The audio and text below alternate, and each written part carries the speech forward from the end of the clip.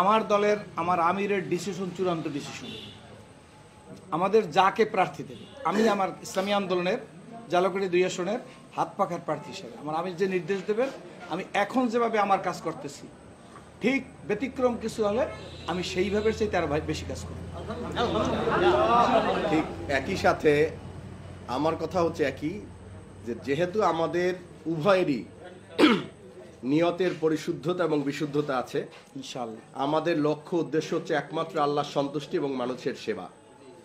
ব্যক্তিগত কোনো স্বার্থ এই পদ এবং পদবীর মাধ্যমে বা নির্বাচিত হয়ে ব্যক্তিগত কোনো স্বার্থ হাসিল করা যেহেতু আমাদের টার্গেট নাই, অতএব আমাদের হারানোর কিছু নাই।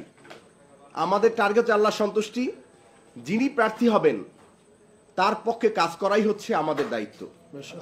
অতএব আমি হই অথবা ভাই হোক, আমাদের বড় কথা হচ্ছে যে আমার পরকালীন সফলতা লাভ করা।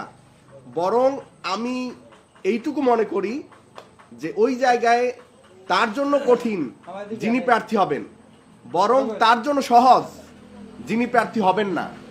তার এখানে সহজ পরীক্ষা তার সামনে, আর যিনি প্রার্থী হবেন তার জন্য পরীক্ষাটা কঠিন। অতএব আমাদেরকে এই সিদ্ধান্ত যে কোনো সময়, কেন্দ্রের যে কোনো সময় সিদ্ধান্ত আসার সাথে সাথে সামিনা ওয়া তাআনা, শুনলাম এবং মেনে নিলাম।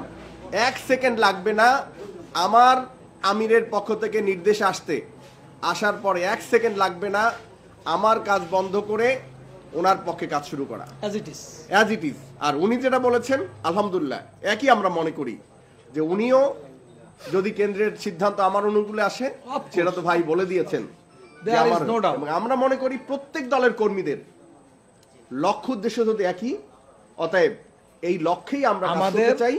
এই আমাদের সফলতার আমাদের ও আপনাদের প্রতি, আমরা সকলের প্রতি সবিনয় অনুরোধ, আমরা জালকাঠি 2, সারা বাংলাদেশের কথা আলাদা, জালকাঠি 2 আসনে আমরা ইসলামের বিজয় দেখতে চাই।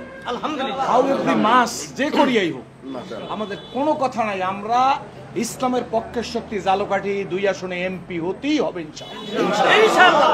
আল্লাহ কবুল করুন। মাশাআল্লাহ, শুকরিয়া, ধন্যবাদ। কথা ইনশাআল্লাহ। মাশাআল্লাহ।